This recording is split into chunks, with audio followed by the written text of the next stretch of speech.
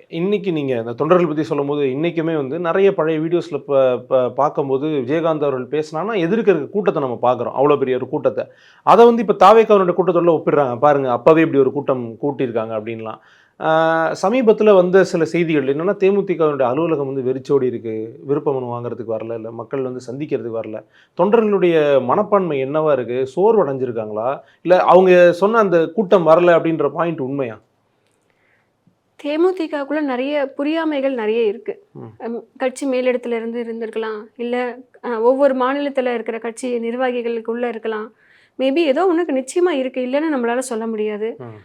ஏன் இந்த மாரியான ஒரு அலாதியான அமைதி அப்படின்னு கேட்டீங்கன்னா, எல்லாருக்குள்ளயுமே ஒரு மரண குழப்பம் இருக்கு. எந்த எந்த பக்கம் என்ன டிசிஷன் டிசிஷன்? எடுக்கிறது?